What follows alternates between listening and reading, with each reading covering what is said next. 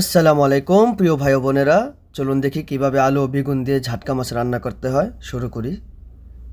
বিসমিল্লাহির রহমানির রহিম। প্রথমে বেগুনগুলোকে ভালো করে ধুয়ে কেটে নেবেন, এভাবে পিস পিস করে কেটে নেবেন। তারপর 2 পিস পেঁয়াজ কেটে নেবেন, 7 থেকে 8টা মরিচ কেটে নেবেন। এরপরে তাওয়া গরম করে এর মধ্যে তেল দিয়ে মাছগুলোকে ভালো করে ভেজে নিন। এমন করে ভাজা হয়ে গেলে উঠিয়ে নেবেন। এরপরে একটি কড়াই নেবেন, কড়াইতে তেল যখন গরম হয়ে যাবে কেটে রাখা পেঁয়াজগুলোকে দিয়ে দিন।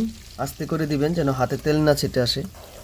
এরপর লাড়াচাড়া দিয়ে নেবেন বারবার যেন নিচে লেগে না যায়, এবং ঢেকে দিবেন যাতে হালকা একটু সিদ্ধ হবে এবং ভাজা হবে। আর এরপর যখন দেখবেন যে এরকম ব্রাউনি কালার হয়ে আসছে, তখন 1 চামচ হলুদের গুঁড়া, 1 চামচের মরিচের গুঁড়া দিয়ে দিবেন এবং একটু পানি অ্যাড করে দিবেন যাতে লেগে না যায়। অল্প পানি দিবেন, তাতে করে মশলাটা সুন্দর হবে। আর আমি কিছু রসুন অ্যাড করে দিয়েছি, এটা স্কিপ করতে পারেন চাইলে, এটাতে আসলে তরকারির স্বাদ বাড়বে। আর এই মুহূর্তে যখন দেখবেন যে মশলার কালারটা ভালো হয়ে আসছে, তখন আপনি বেগুন এবং আলু দিয়ে দিবেন, দিয়ে ভালো করে নেড়ে চেড়ে দিবেন, কয়েকবার নেড়ে চেড়ে দিয়ে ঢেকে দিবেন ভালো করে। এই মুহূর্তে কোনো পানি অ্যাড করার প্রয়োজন নাই, জাস্ট কষাতে থাকুন। আমি অনেকবার নেড়ে চেড়ে দিয়েছি। যখন দেখবেন এমন কালার হয়ে আসছে, কষানো হয়ে গেছে, তখন আপনার ইচ্ছা মতো যতটুকু প্রয়োজন আপনার পানি অ্যাড করে নেবেন।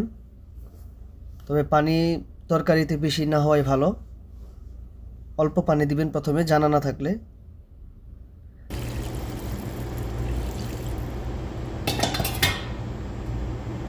আর আপনারা চেষ্টা করবেন এই সময়ের মধ্যে টমেটো দিয়ে দিতে, কারণ এই সময় টমেটো দিয়ে দিলে পুরোপুরি গলে যায় না, পিচ পিচ থেকে যায়, দেখতে এবং খেতে ভালো লাগে। এরপরে ঢেকে দিবেন, কয়েকবার নেড়ে চেড়ে দিবেন, তা নাহলে লেগে যাবে। আলহামদুলিল্লাহ, মাশাল্লাহ, দেখুন আমার তরকারি হয়ে গেছে, দেখতে খুব সুন্দর হয়েছে মাশাল্লাহ। ধন্যবাদ সবাইকে। আসসালামু আলাইকুম।